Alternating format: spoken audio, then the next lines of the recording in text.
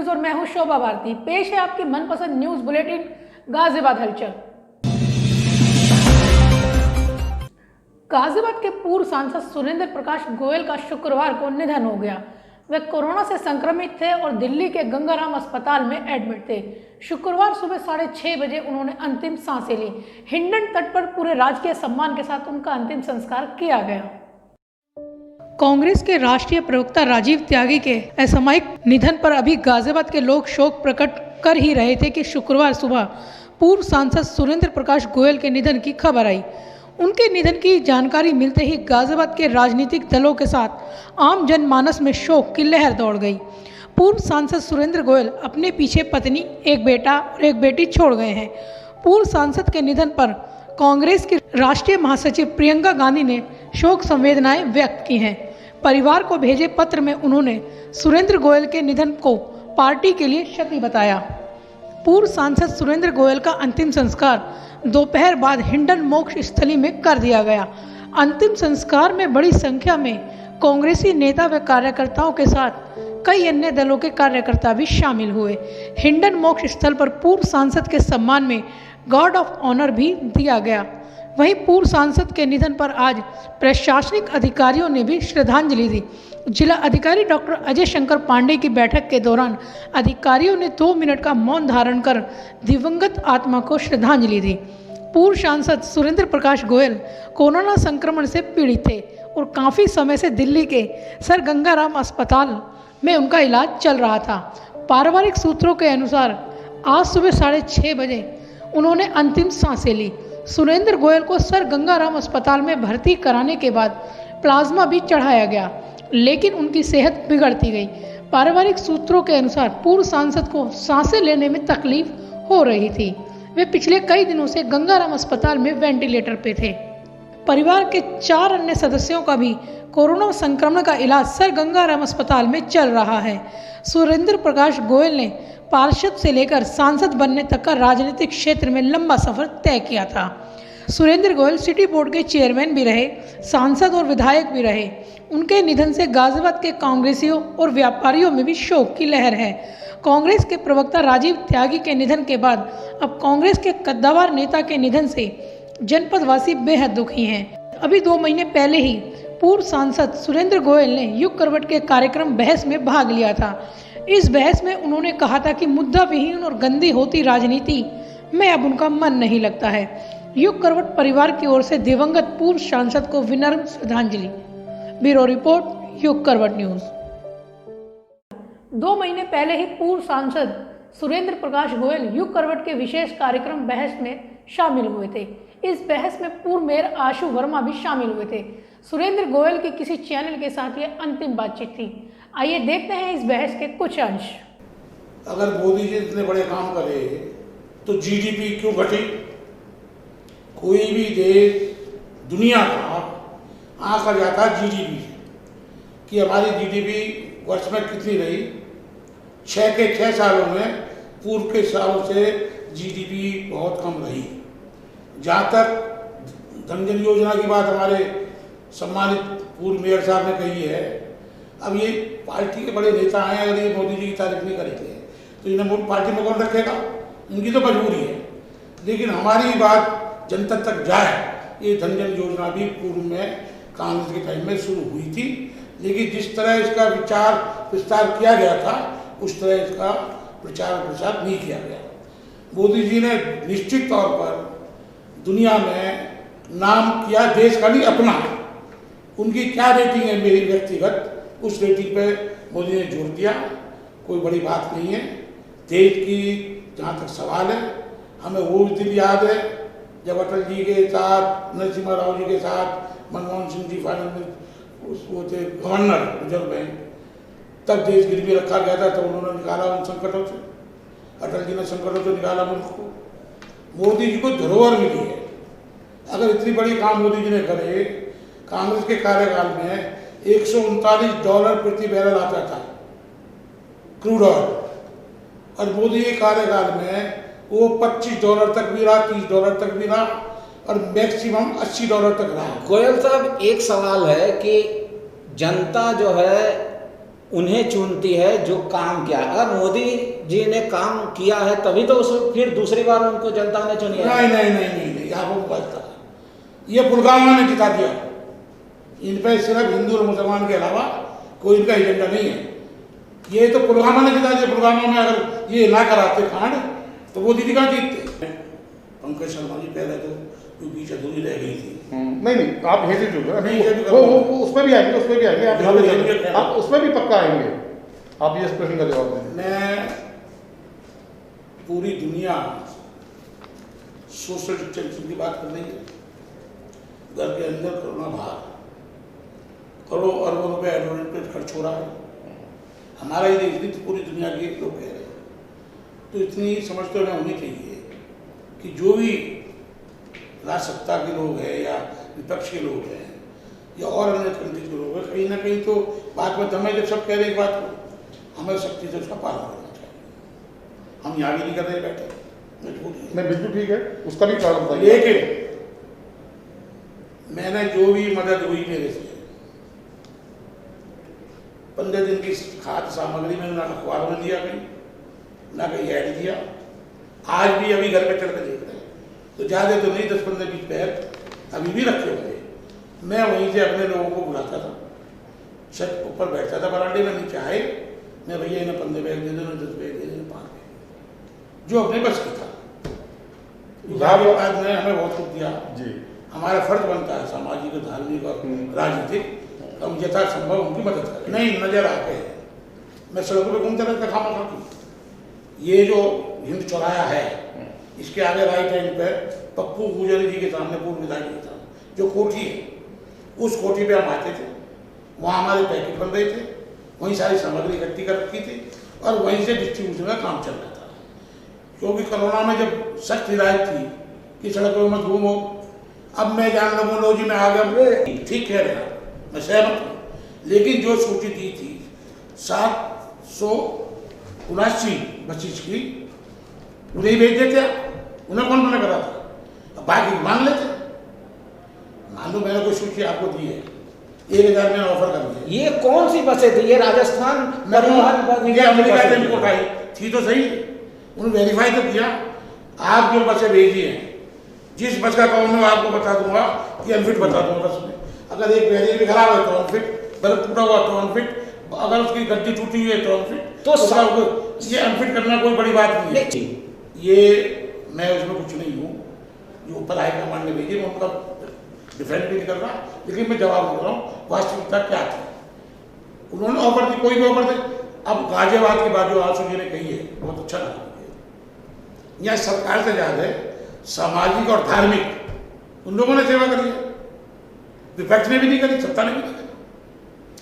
सामाजिक और धार्मिक डिफेंस, सिविल डिफेंस ने करी, वही सामाजिक है, सिविल डिफेंस, जो इन लोगों ने मदद करी, इनके माध्यम से मदद हुई, हमने मदद करी। ये नहीं कि मैंने सारा पैसा लगाया, हमारे जो यार दोस्त थे उन्होंने हमें मदद करी, उस मदद को हमने आगे पहुंचाया, उसमें बेईमानी नहीं करी। तो मेरा कहना ये है कि सरकार, अगर हम ये सोच रहे हैं, आज हम विपक्ष में हैं, हम 100% कहने लगे कि सारा काम गलत हुआ, मैं बधाई देता हूँ गाजियाबाद प्रशासन को, मुझे कोई दर्द नहीं है, न कोई दिक्कत है। लॉ एंड ऑर्डर हो, हेल्थ डिपार्टमेंट देख लो आप, रोज मैं अखबार पढ़ता हूँ कितने कोरोना केसेस गाजियाबाद में आए, कुल 4 डेथ हुई है, 4 भी 2 कैंसर से हैं। आप आज का अखबार देख लो, आज में देखिए कितनी रिकवरी हो रही है।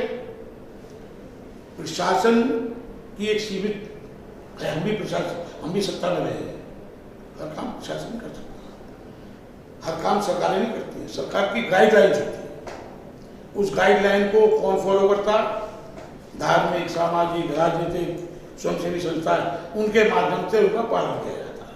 नहीं है मेरा उसको कोई नहीं पूछा गया, कोई नहीं सोचा गया। मेरा एक तर्क है जी, हम विदेशों से जहाजों से लोगों को ला रहे हैं, हाँ। अच्छी बात है, हमारे देश के नागरिक है, और हमारे मजदूर को रेल भी नहीं मिल रही, बस भी नहीं मिल रही, खाना भी नहीं मिल रहा। नहीं क्या, मैं तो मीडिया में जो देखता हूँ, अखबारों में जो पढ़ता हूँ, टीवी पर जो देखता हूँ, एक की लाश देखी टीवी पे, मैंने अखबार में देखी, महिला की डेथ हो गई, बच्चा उसकी। तो ये क्या नाम, मेरा ये है कि अगर विदेशों से सेवा दे सकते हैं तो हमें चूक तो हुई है, लेकिन ये विरोध, विपक्ष जो है हमेशा विरोध की बात करेगा, उसकी मजबूरी भी है। और विपक्ष को बात अटल जी की कहनी बात पक्ष विपक्ष की नहीं है, बात देश पे संकट की है, जिसमें हमें राजनीति नहीं करनी चाहिए, एकजुट खड़े होना चाहिए था। राज्य दिल्ली की सरकार को दोष देते हैं, राजस्थान वाले मध्य प्रदेश को दोष देते हैं, ऐसा नहीं होना चाहिए। मैं देश को एकजुट खड़ा होना चाहिए था कोरोना संकट में। हाँ या ना? अटल जी को कोट करता हूँ। अटल जी ने पार्लियामेंट में कहा था, जब वो प्रधानमंत्री बने थे, पहला भाषण दिया था, मैं पूर्व की तमाम जो तरक्की हुई है देश की उसे नहीं भुला सकता। अगर मैं उन्हें बुलाता हूँ तो उन लोगों की अनदेखी करता हूँ, लेकिन हमें आगे का रास्ता तय करना है। जी हाँ पंकज जी, अब हमारा समय मेरा एक कहना है, खत्म हो रहा है। खत्म नहीं, एक आप वालों की सुनोगे, सत्ता वालों की बात करोगे। जी जी जी जी जी अगर मोदी जी से कहाँ गलती हुई है, मैं गलती कहता हूँ बहुत बड़ी, भयंकर। जिस तरह नोटबंदी करी थी एक रात में, रात के 12 बजे नोटबंदी की घोषणा कर दी, मोदी जी ने यही काम करा लॉकडाउन में। नोटबंदी लाइन में लोग मरे, रात तक नहीं हो रहे।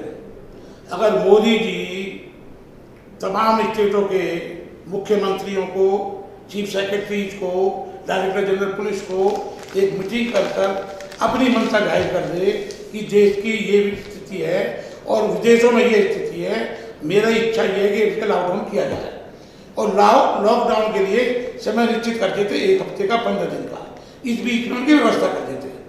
निश्चित तौर पर जो आज हकड़ा दबड़ी बची है, ये बिल्कुल नहीं होती।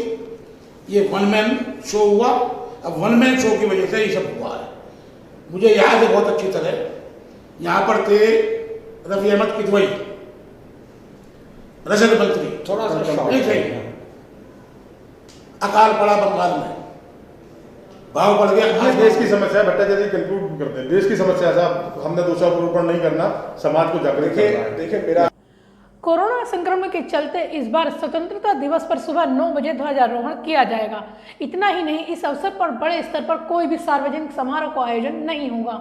कोरोना योद्धाओं को ऑनलाइन माध्यम से ही सम्मानित किया जाएगा।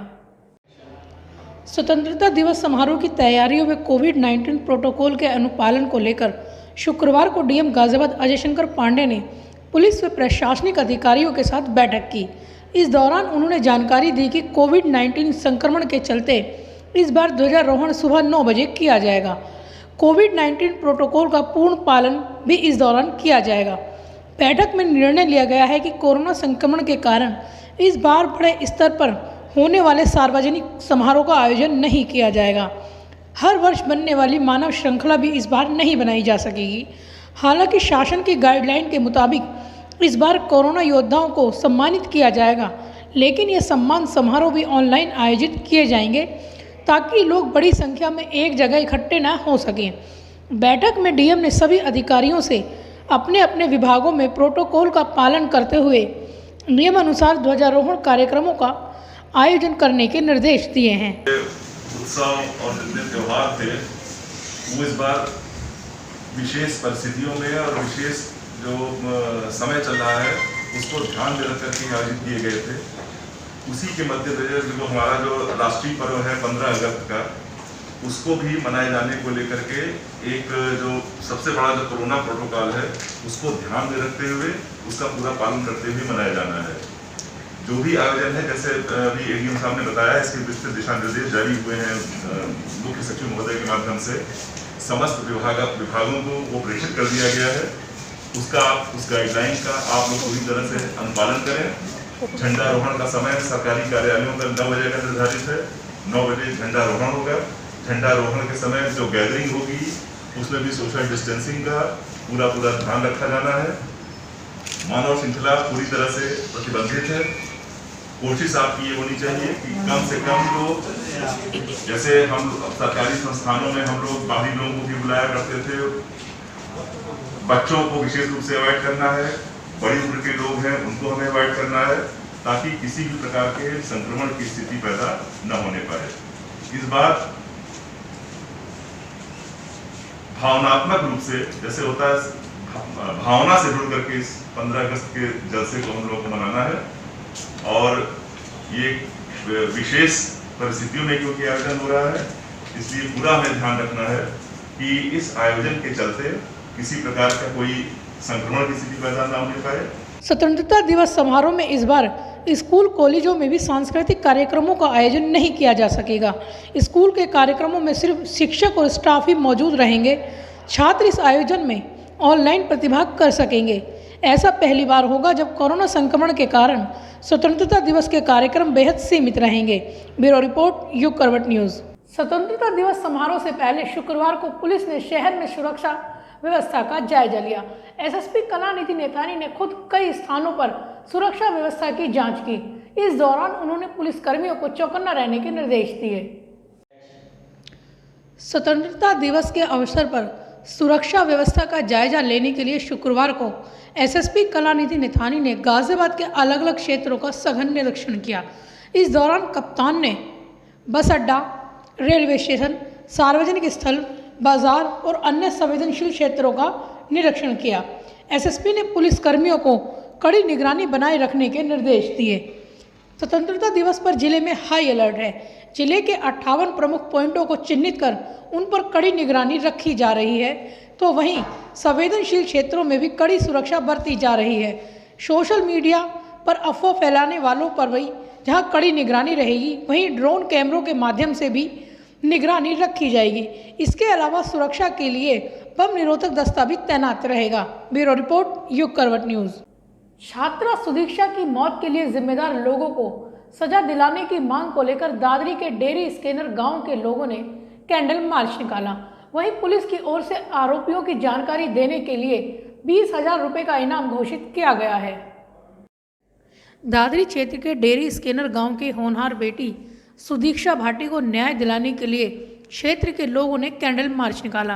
कैंडल मार्च में राजनीतिक और सामाजिक संगठन से जुड़े लोगों ने भी शिरकत की। सुदीक्षा के घर से शुरू होकर गांव के प्राथमिक विद्यालय के बाहर तक कैंडल मार्च निकाला गया, जहां पर सभी ने सुदीक्षा को मौन रहकर श्रद्धांजलि दी और सुदीक्षा को न्याय दिलाने के लिए संघर्ष करने के लिए संकल्प लिया। बच्चे का जो भी नुकसान हुआ इसकी पूर्ति नहीं हो सकती, इसीलिए जो ना हम चाहते हैं प्रशासन से जो भी इसमें घटना हुई है इतनी निंदनीय घटना है जिसका कोई कह नहीं सकती कुछ भी।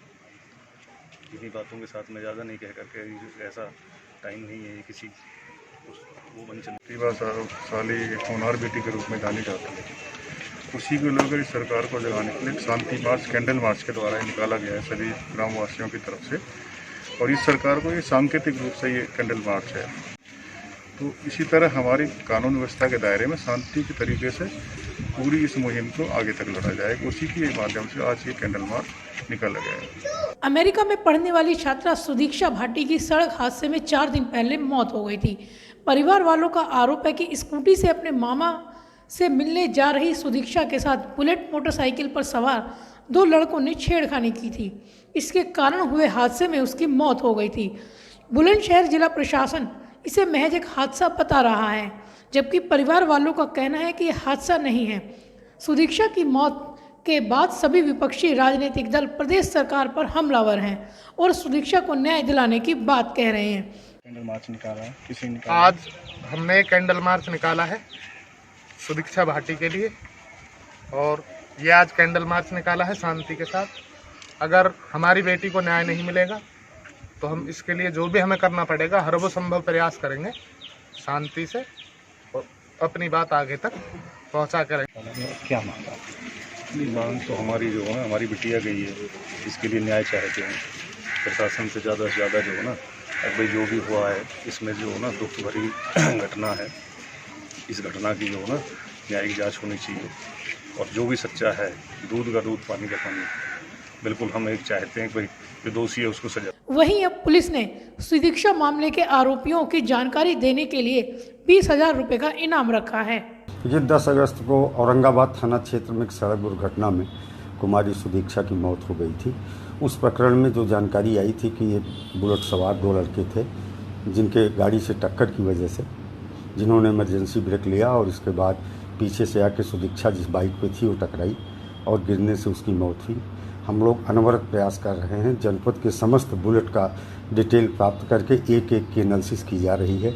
इसके साथ ही लोगों में भी जागरूकता पैदा करने के इरादे से हमने ये घोषणा की है कि हम 20,000 रुपये का पुरस्कार उस व्यक्ति को देंगे जो इस संबंध में सही बुलेट चालक या उसके बारे में कोई हमको जानकारी देता है। और इसके साथ ही साथ अगर वो अपना नाम पता गोपनीय रखना चाहता है तो उसे भी गोपनीय रखा जाएगा। सुदीक्षा को श्रद्धांजलि देने के लिए निकाले गए कैंडल मार्च से संदेश दिया गया है कि सुदीक्षा को न्याय दिलाने के लिए यह एक संघर्ष की शुरुआत है। ब्यूरो रिपोर्ट, युग करवट न्यूज़। लोनी के गढ़ी कटैया में हुई महिला की मौत की गुत्थी को पुलिस ने सुलझा लिया है। अवैध संबंधों के चलते महिला के प्रेमी ने ही उसे मौत के घाट उतार दिया था। एसएसपी कलानिधि नेथानी के मुताबिक महिला की हत्या गोली मारे जाने से नहीं बल्कि ईंट मारने के कारण हुई थी। उसके प्रेमी ने महिला द्वारा शादी का दबाव बनाए जाने से परेशान होकर इस घटना को अंजाम दिया था। एक हत्या के प्रकरण का खुलासा किया गया है। 10 अगस्त को एक सूचना मिली थी जिसमें एक महिला को एक व्यक्ति द्वारा जो कि मोटरसाइकिल से वहां पर आया था उसके द्वारा उसकी हत्या कारित करने की सूचना मिली थी, जिसमें सोशल मीडिया में ये अफवाह भी उड़ी थी कि उसको गोली मारकर उसको हत्या कर दी गई है।